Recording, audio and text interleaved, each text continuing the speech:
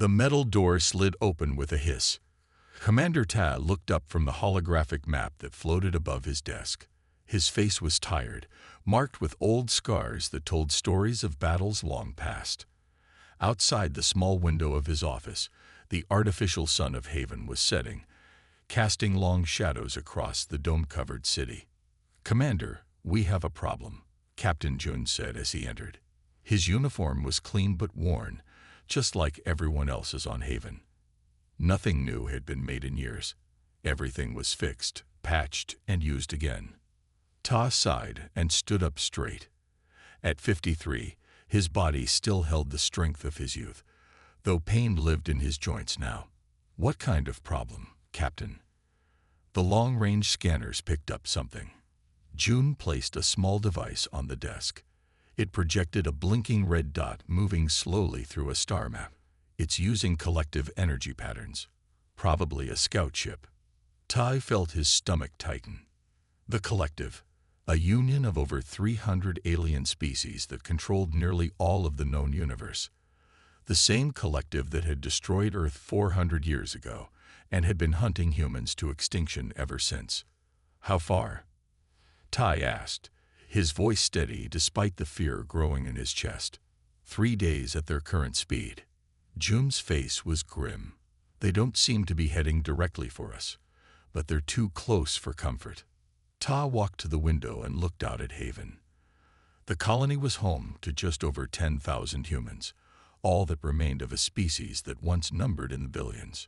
Children played in the Central Park. Workers were returning home. Farmers tended the vertical crops that fed everyone. "Have they detected us?" Tai asked. "We don't think so. Our shields are holding." June joined him at the window. "But if they come any closer..." The words hung in the air. Haven's technology was good, but not perfect. If a collective ship came too close, it would detect the energy signatures of human technology. Then it would be only a matter of time before the collective sent a battle fleet to finish what they had started centuries ago. "Alert level 2, Tai decided. "No sirens, no panic, but get the defense teams ready. And I want all non-essential power systems shut down to minimize our signature." "Yes, sir." June nodded and turned to leave, but hesitated at the door. "Sir, if they find us..." "They won't," Ta said firmly, though they both knew it was a promise he might not be able to keep. After June left, Tai touched a button on his wrist device. The wall of his office slid open to reveal a small room. Inside was a glass case containing an old tattered flag, the last flag of Earth, rescued during the evacuation. Next to it was a worn book, one of the few physical books left. The title read, "The History of Humanity." Ta looked at these relics of a lost world and felt the weight of responsibility crushing down on him. 10,000 lives. The last of humanity, all depending on him to keep them safe. His wrist device beeped. A message from Dr. Sue in the science lab. "Commander, I found something in the old data, something important. Please come immediately." Ta frowned. Dr. Sue wasn't one for drama or exaggeration. If she said it was important, it was important. He took one last look at the peaceful colony outside his window. The children playing would soon be called inside. The lights would dim across Haven as systems were shut down. The quiet fear would spread as people realized what was happening. A collective ship was coming. And if it found them, humanity's final chapter would be written. Ta straightened his uniform and headed for the science lab. Whatever Dr. Sue had found, he hoped it could help. Because right now, hope was all they had. The science lab was cold. It was always cold. Dr. Sue said the computers worked better that way. She sat hunched over a screen, her gray hair pulled back in a simple knot. She didn't look up when Commander Ta entered. "This better be good, Stu," Ta said. "We have a collective scout ship 3 days out." "I know. June told me." Dr. Sue finally looked up. Her eyes were bright with excitement, which was strange given the danger they faced. "But what I found might change everything." She waved Tai over to her workstation. On the screen was an image of an ancient human skull, alongside columns of data. "I've been studying the artifacts from Earth for years," she explained, "looking for anything that might help us. Last week, I found something odd in the brain scans of our ancestors." She pointed to a small area of the skull image. "This part of the human brain has puzzled me. It doesn't seem to have a clear purpose. At least, not anymore." Ta frowned. "Sue, we don't have time for a science lesson. You do for this one." She pressed a button, and the image changed to show brain scans of different alien species. "These are collective species. Notice anything?" Ta looked closely. "They don't have that same brain area." "Exactly." Sue smiled. "Only humans have it. And I think I know why."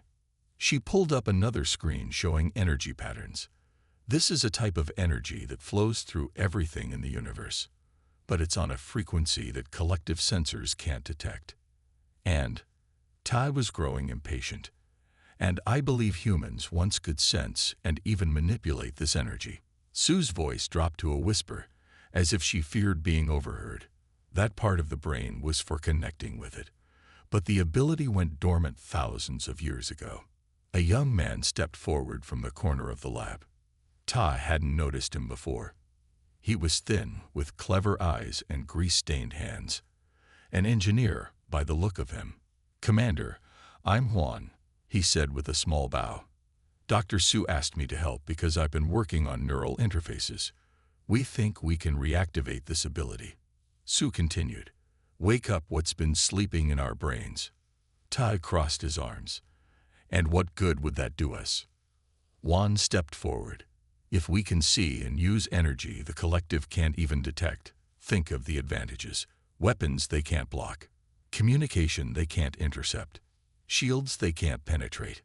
It's theoretical," Sue admitted, "but the evidence is solid, and we're running out of options." Ta walked to the window. Outside, the colony lights were dimming as non-essential systems shut down. People were hurrying home, faces tense with worry. "How long to test this theory?" he asked. "The neural stimulation device is ready," Juan said. "We just need a volunteer." "I'll do it," a voice said from the doorway. Captain June stood there, his face determined. Ta shook his head. "No, I need you coordinating defense. Find someone else." "I'll do it," Juan said quietly. "I built the device. I should be the one to test it." Sue looked concerned. "The process might be painful. We don't know what will happen." "Better than waiting for the collective to find us," Juan replied. Tai studied the young engineer. He couldn't be more than 25, with his whole life ahead of him. But there was determination in his eyes. "If Dr. Sue is right," Juan continued, "this could be humanity's only chance. We've been running for centuries. Maybe it's time we found a way to fight back." Tai felt the weight of the decision. If he approved this, he might be sending the young man to his death. If he didn't, and the collective found them, they would all die anyway. "How soon can you begin?" Tai asked finally. "Right now," Sue said. "The procedure will take about 6 hours." Ta nodded slowly. "Do it. But I want updates every hour." He turned to leave, then looked back at Juan. "Thank you for your courage." Juan smiled nervously. "Don't thank me yet, Commander. Let's see if it works first." As Tai left the lab, the colony sirens began to wail. Alert Level 2 was now in effect. Time was running out. Juan lay on the cold metal table. Strange devices surrounded his head. His heart beat fast, but he tried to stay calm. Dr. Sue moved around him, checking screens and adjusting equipment. "Are you sure about this?" she asked one last time. Juan nodded. "Do it." She placed a neural cap on his head. It felt cold against his skin. Tiny needles inside it would connect to his brain. "I'm starting with low power," Dr. Sue explained. "You'll feel a tingling sensation. Tell me if it becomes too painful." She pressed a button. Juan felt a gentle buzz in his head. Then it grew stronger. His fingers twitched. "Increase the power," he said through gritted teeth. Dr. Sue hesitated, then turned a dial. The buzzing became a sharp pain. Juan's back arched. He wanted to scream but bit his lip until it bled. Juan, I'm stopping this. Dr. Sue reached for the controls. No, Juan gasped. Keep going. I can take it. The pain spread through his body like fire in his veins. He saw flashes of light behind his closed eyes. His muscles tensed until they felt like they would tear.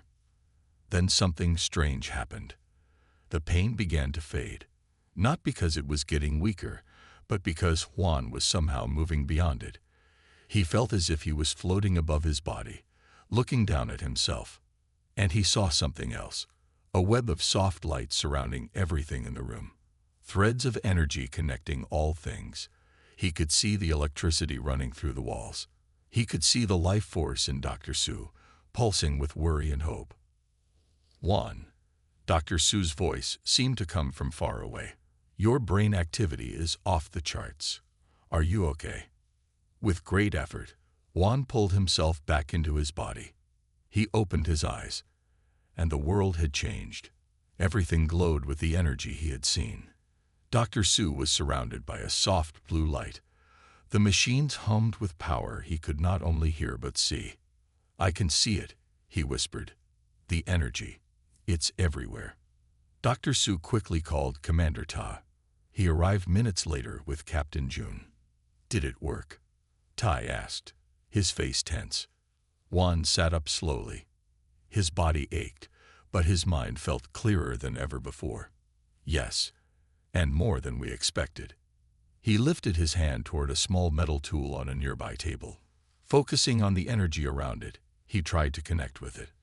The tool trembled, then slowly rose into the air. Jum gasped. Ta's eyes widened. Dr. Sue dropped her davad. How are you doing that? Tai asked, his voice barely above a whisper. I can see the energy field now, Juan explained, letting the tool drop back to the table. And I can touch it, move it. He looked at his hands in wonder. This must be what our ancestors could do. Dr. Sue quickly ran scans on Juan. The dormant part of his brain is fully active now. It's changing, creating new connections. Can you do this for others? Tai asked. Now that we know it works, yes, Dr. Sue nodded. I can refine the process, make it safer. Do it, Tai ordered. Start with Captain June and Tactical Specialist G. We need a team ready as soon as possible. An alarm sounded. Everyone froze. June checked his communication device. His face paled. The collective ship has changed course. It's heading directly for Haven now. New estimate puts it here in less than 2 days. They've detected us. Ta's voice was sharp with fear. No, June shook his head. Their course suggests a standard search pattern, but they'll find us when they get close enough. Tay turned to Dr. Sue. How many people can you process in 2 days? Maybe 5 or 6, if we push it, she said.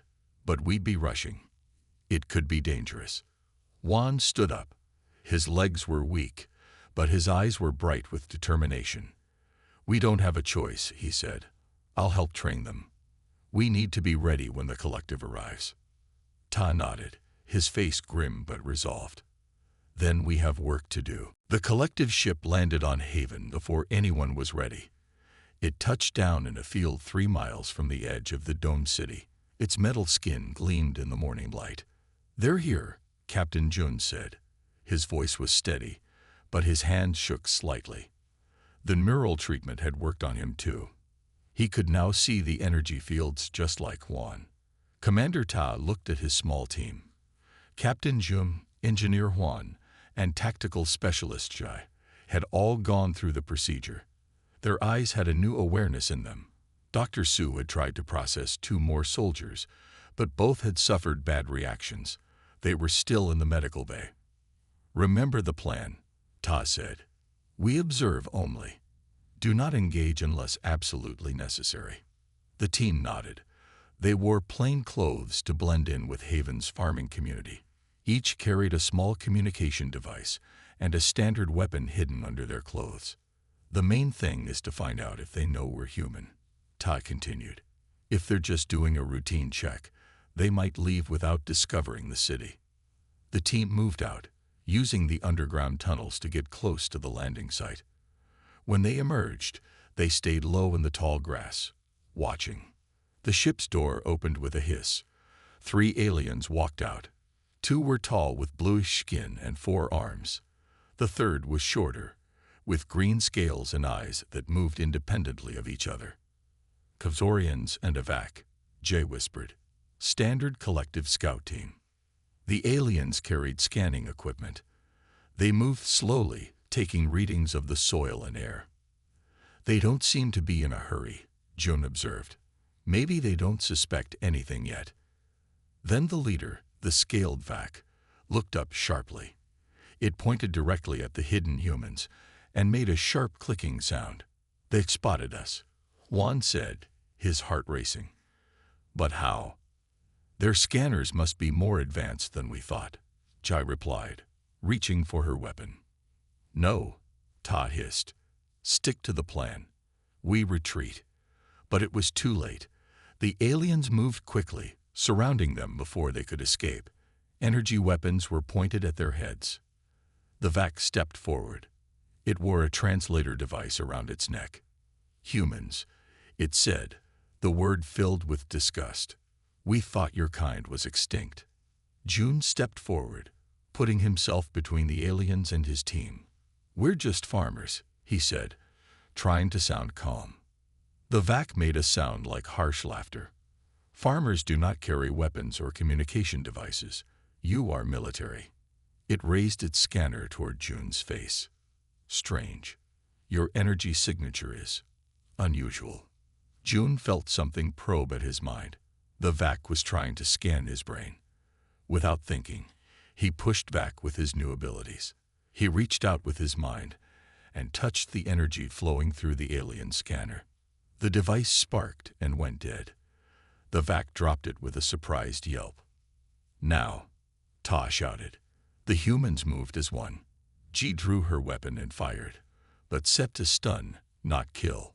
One of the tall aliens fell. Juan reached out with his mind and pulled the weapons from the other alien's hands. The Vac tried to run back to the ship, but Jun was faster. He tackled the alien to the ground. The Vac fought fiercely, its claws scratching Jun's face. But Jun's newly enhanced strength was greater. He pinned the alien down. Commander, what now? He called, holding the struggling Vac. Tai approached, his face grim. We take them prisoner. We need information. The collective will come looking for them, Jay warned, securing the stunned alien with restraints. I know, Ta said, but they've seen us now. There's no going back. They bound all 3 aliens and covered their heads. As they prepared to move the prisoners to the city, Juan frowned. Commander, look at this, he said, pointing to a small device on the Vax belt. I think it's still transmitting. Tay's blood ran cold. How long? Since we attacked, Juan said. The collective knows we're here. Ta looked up at the sky, knowing that somewhere up there, more collective ships would already be on their way. Then we need answers, he said. And we need them fast. In the secure room deep under Haven's main building, the Vac alien sat tied to a chair. Its scales had dulled from stress, and its eyes darted nervously around the room. Commander Ta stood before it, arms crossed. What is your name? Tai asked. The alien hissed. I am Dolra, scout commander of the collective. And you are all dead already. Why does the collective hunt humans? Ta pressed. Dolra's mouth formed what might have been a smile. The prophecy. The old texts say humans will one day overthrow the collective. So we decided to remove the threat. By killing billions of innocent people. Captain Jun's voice was tight with anger. To save trillions, Dolra replied. A simple calculation. Dr. Su, who had been quietly watching, stepped forward. What old texts? What prophecy? Something flickered in Dolra's eyes. Fear, perhaps. It doesn't matter. You're too late. The artifact is already on its way to Central Command. What artifact? Ta leaned closer. Dolra realized it had said too much. It clamped its mouth shut. Juan, who had been standing in the corner, suddenly walked forward. I think I can help, he said. He placed his hands near Dolra's head, not touching, but close enough to feel the energy field surrounding the alien. Juan closed his eyes. He reached out with his mind, gently touching the alien's thoughts. Images flashed through his head. A large ship, a strange device, glowing with power. Star charts. There's a battle cruiser, Juan said, opening his eyes. 3 days from here, it's carrying something important. Something old. How did you do that? Tai asked, amazed. I'm not sure, Juan admitted. It just felt possible. Dr. Su's eyes widened. The awakening must be enhancing faster than we thought. Juan, what else did you see? Juan described the strange device. It seemed to be made of crystal and metal. Very old. And it had markings on it, similar to some of the ancient human artifacts we found. Dr. Su rushed to her tablet and pulled up images of the artifacts saved from Earth. Like this? She asked, showing a picture of markings found on a piece of ancient technology. Yes, Juan nodded. Exactly like that. Dr. Su turned to Tai, her face pale with excitement. Commander, the artifact Dolra mentioned must be connected to the same civilization that first recognized humanity's special abilities. If the collective has it, they might learn how to counter our abilities, Ta finished her thought.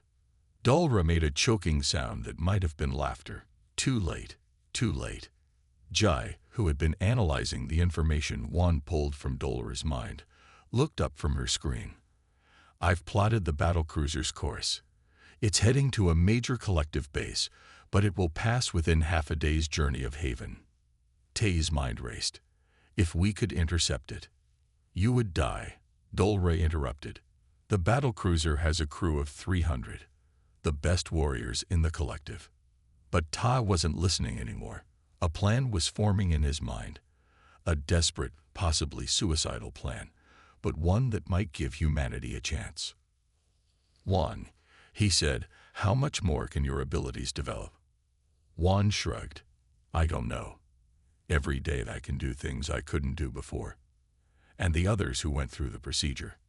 Showing similar progress, Dr. Su confirmed. June and Jay are advancing quickly. Ta nodded decisively. Then we're going after that artifact. With what ship? Ji asked. Our transport vessels can't match a battlecruiser's speed. Ta smiled grimly. We have a collective scout ship sitting in a field 3 miles away. I think it's time we learned how to fly it. Dolra's eyes widened in shock. You would never succeed. Maybe not, Tai agreed. But we've been running and hiding for centuries. Perhaps it's time to try something different. He turned to his team. June Ji, prepare for a mission. Juan, see what else you can learn from our guests about flying their ship. Dr. Su, I need everything you have on that artifact. As they rushed to follow his orders, Ta looked at Dolra. Your people thought they destroyed us, but they only made us stronger.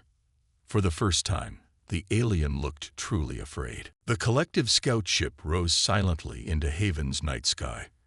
Inside, Commander Ta sat in the pilot's seat. His hands gripped controls designed for alien fingers. Beside him, Juan worked the navigation system. In the back, Captain Jun and Ji checked their weapons.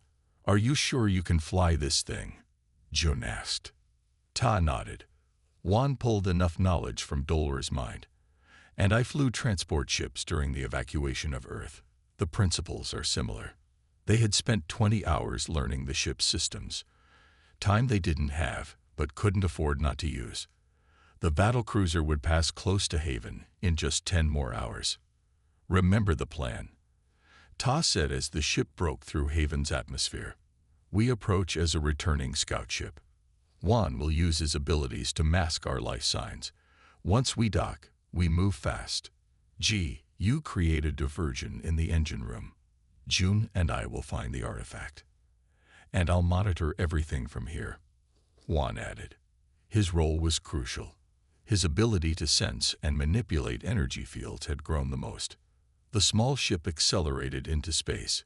Haven became a small dot behind them, then vanished among the stars. For 6 hours they flew in tense silence. Then the sensors beeped. "I have the battlecruiser on scan," Juan said. "It's huge." On the view screen, a massive ship appeared. It was at least 50 times larger than their scout ship. Its hull was black and covered with weapons. "Begin approach," Tate ordered. "Everyone ready?" They all nodded. Fear was in their eyes, but determination too. Ty opened a communication channel. "Scout ship T-17 returning from survey mission, requesting permission to dock." There was a pause. Taz's heart pounded. Had they detected the human life signs? "Scout ship T-17, transmit recognition codes," the voice replied. Juan quickly sent the codes they had found in the scout ship's computer. Another long pause followed. "Scout ship T-17, you are cleared for docking Bay 3. They all released a breath they hadn't realized they were holding. The first hurdle was passed. The scout ship entered the massive docking bay. Other ships were there too, much larger than theirs. Ta landed carefully. "Now comes the hard part," he said. "Juan, can you sense any unusual energy patterns?" Juan closed his eyes, extending his senses. "Yes, something powerful, about 10 levels down from here. It matches what I saw in Dolor's mind." Ta nodded. "That's our target." They put on the collective uniforms they had taken from the scouts. They would not fool anyone who looked closely, but might let them move through the ship without immediate challenge. "Ready?" Ty asked. "Ready," the others replied. They stepped out of the ship. The air in the battlecruiser was warmer and had a strange smell. Aliens of different species moved around the docking bay, some in uniforms, others looking like workers. Using Juan's directions, they moved through the ship. Twice they had to hide from security patrols. Once, Ja used her new abilities to create a small energy disruption that distracted guards at a checkpoint. "The artifact is behind that door," Juan whispered finally. They stood in a quiet corridor. A large door with security locks blocked their way. G moved forward. "I'll set the charges for the diversion now. When you hear the alarm, you'll have about 3 minutes before the ship goes to full security alert." "Be careful," Ta said. "Meet us back at the ship." Jay nodded and disappeared down a side corridor. "Can you open it?" Ta asked Juan, pointing at the security door. Juan studied the energy patterns flowing through the lock. "I think so." He placed his hands near the control panel and closed his eyes. The energy flowed and shifted under his guidance. The door slid open. Inside was a single pedestal. On it sat a crystalline device about the size of a human hand. It glowed with soft blue light. "That's it," Juan whispered. "The artifact." As Ty reached for it, alarms began to sound throughout the ship. J's diversion had begun. "Time to move," Jum said tensely. Ta grabbed the artifact. The moment his hand touched it, a shock ran through his body. Images flashed through his mind. Stars, planets, strange symbols. Then the artifact grew dim. "Let's go," he said, tucking it into his bag. As they turned to leave, 5 armed collective soldiers appeared in the doorway, weapons raised. "Humans," one of them shouted in surprise. The mission had just gotten a lot more complicated. "Get down," Tay yelled, pulling June behind the pedestal as energy beams shot through the doorway. Juan didn't move. Instead, he raised his hands. The air in front of him shimmered, and the energy beams stopped in midair, frozen in a strange blue glow. "I can't hold this for long," Juan said, his voice strained. June didn't waste time being surprised. He drew his weapon and fired back at the soldiers. 2 fell. The others retreated around the corner for cover. "There's another way out," Ta said, pointing to a small door on the far wall. "I saw it in the vision when I touched the artifact." They rushed to the door. It opened to reveal a narrow maintenance tunnel. They crawled through quickly, hearing shouts behind them as more soldiers arrived. "Which way to the ship?" Joan asked as they emerged into another corridor. Ta hesitated. The artifact in his bag seemed to pulse. He reached in and touched it again. Immediately, a map appeared in his mind, showing their location and the path back to the docking bay. "This way," he said with certainty. "And the artifact is helping me." They ran through the corridors, avoiding patrols when they could, fighting when they had to. Juan's abilities were growing stronger by the minute. He could now stop energy weapons in midair and turn off lights to cover their escape. When they reached the docking bay, she was already there, looking worried. "What took you so long?" she asked. "We need to leave now." They rushed into their scout ship. Ty jumped into the pilot's seat and started the engines. The ship lifted off just as a squad of soldiers burst into the docking bay, firing at them. "Hang on," Ta called as he aimed the ship at the bay doors. They were closing fast. They shot through the narrowing gap with inches to spare. The blackness of space welcomed them. "Set course for Haven," Ta ordered. "Maximum speed." As the ship accelerated away from the battlecruiser, alarms started to sound. "They're preparing to fire on us," Jai reported from the sensor station. "Evasive maneuvers," Ta responded, spinning the ship in a tight turn. Energy beams from the battlecruiser sliced through space where they had just been. The ship shook as one beam grazed their hull. "We can't outrun them," Jones said grimly. Juan looked at the artifact in Ta's bag. "Maybe we don't have to." He picked it up carefully. "Commander, may I?" Ta nodded. Juan held the artifact in both hands and closed his eyes. His brow furrowed in concentration. The artifact began to glow brighter. Symbols appeared on its surface, pulsing with light. Suddenly, the scout ship lurched forward at impossible speed. Stars became streaks of light outside the windows. The battlecruiser vanished behind them. "What did you do?" G asked in amazement. "I'm not sure," Juan said, looking equally surprised. "I just asked it to help us escape." They watched as the ship flew faster than any human vessel had ever gone before. When they finally slowed, Haven's star system was visible ahead of them. "We made it," Jones said, "but they'll follow us." "Not right away," Ta said. "I left them a surprise." Everyone looked at him questioningly. "Before we left, I programmed their navigation system to show false coordinates for Haven," he explained. "They'll be looking for us in the wrong place, at least for a while." Back on Haven, Dr. Sue waited anxiously as the scout ship landed. When the team emerged with the artifact, she rushed forward. "You did it," she exclaimed. "You actually did it." In her lab, they placed the artifact on a scanning table. Dr. Sue connected it to their equipment. "It's definitely connected to the neural technology we've been using," she confirmed. "But it's far more advanced. Can you make it work?" Ty asked. Dr. Sue nodded excitedly. "I think so.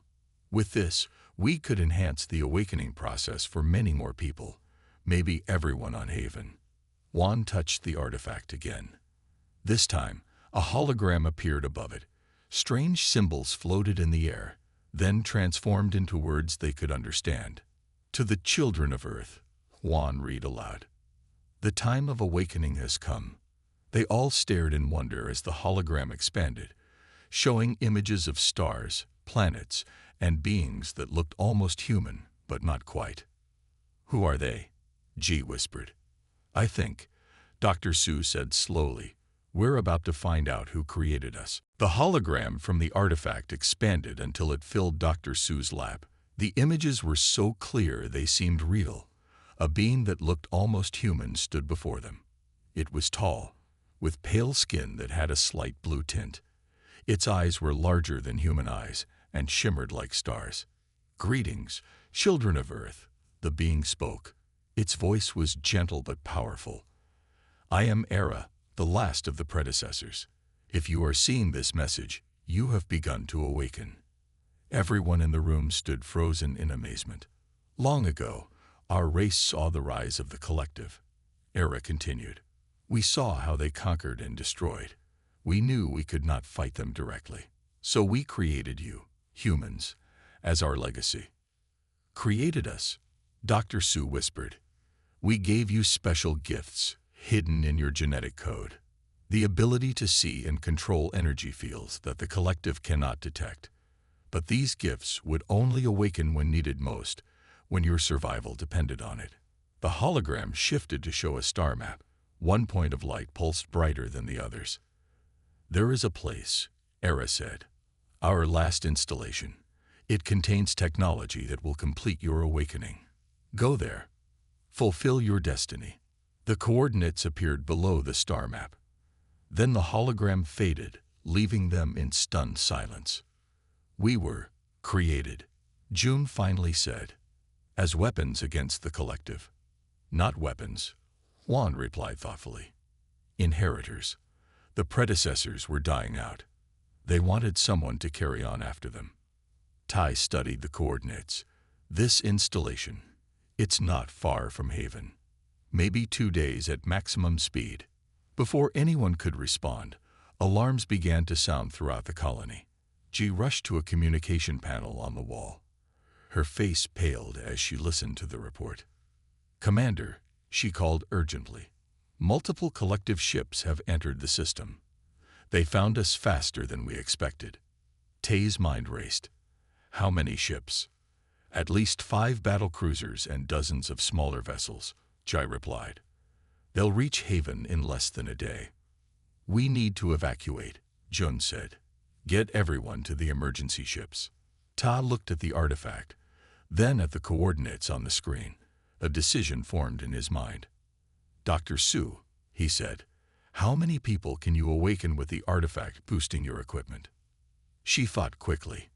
Maybe 100 in the next few hours. Not everyone. The process still takes time. Start with the pilots and essential personnel, Tai ordered.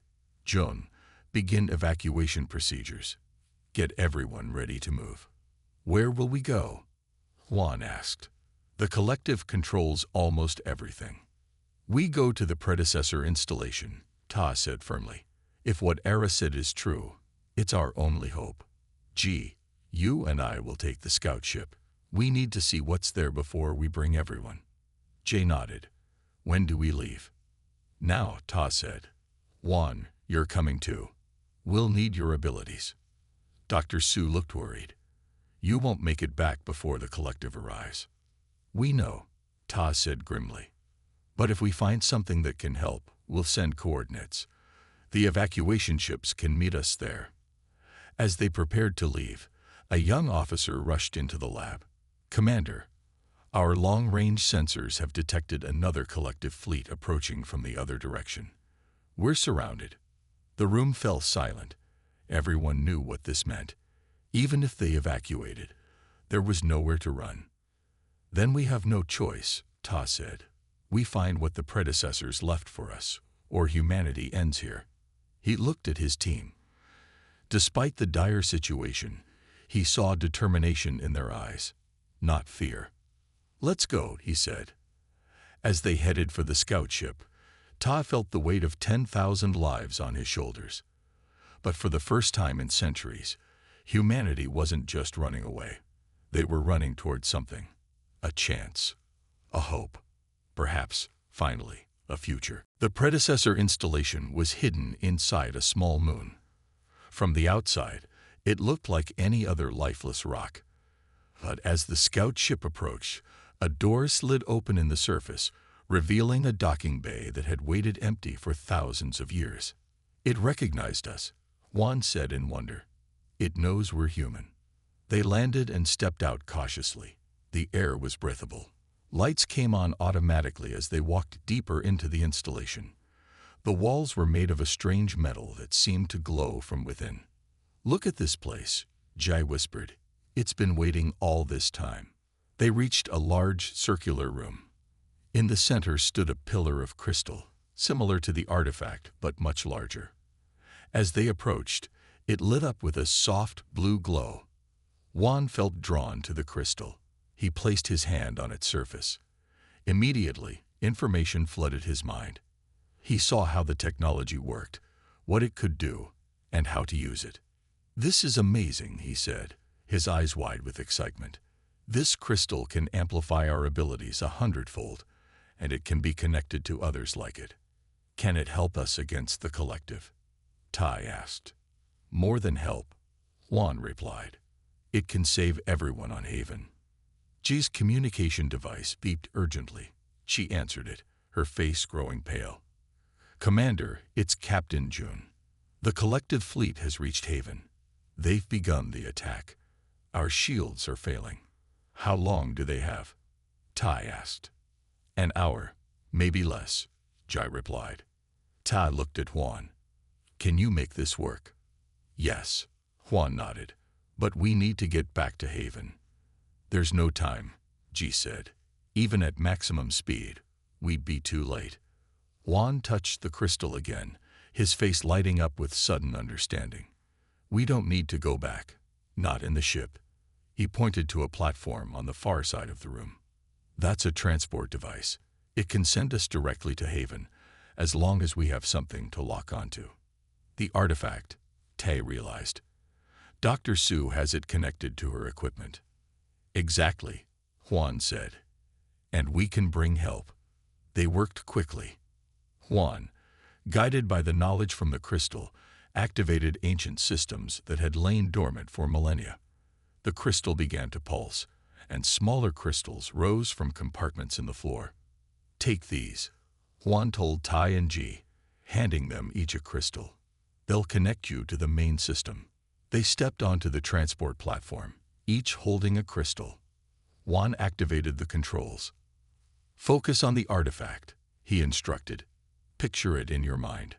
The world dissolved around them in a flash of blue light. When it cleared, they were standing in Dr. Sue's lab on Haven. Alarms blared throughout the colony. The building shook from nearby explosions. Dr. Sue stared at them in shock. "How did you?" "No time." Todd cut her off. "The predecessor technology. We can use it now." Outside, the sky was filled with collective ships. Energy beams hammered the colony's failing shields. Buildings were already burning in some sectors. Juan connected his crystal to the artifact. It began to glow brightly, creating a network with the crystals Tai and Ji held. "Everyone who's been awakened," Juan called out. "Join hands. Form a circle." About 80 people, all who had undergone Dr. Sue's procedure, gathered around. They joined hands, forming a human circle around Juan and the artifact. "Focus your minds," Juan instructed. "Feel the energy." The crystals pulsed in unison. A wave of blue energy spread outward from the circle, passing through walls and expanding across the entire colony. Where it touched collective weapons, they failed. Where it touched collective ships, their engines stopped. High above Haven, the supreme commander of the collective fleet watched in disbelief as his mighty armada suddenly lost power. On every view screen throughout the fleet, the same message appeared, broadcast directly into their systems. Humanity reclaims its destiny. The children of Earth have awakened. For the first time in its long history, the collective knew fear. On Haven, Ta looked at the small band of humans who had just changed everything. They controlled only 0.1% of the universe. But that was about to change.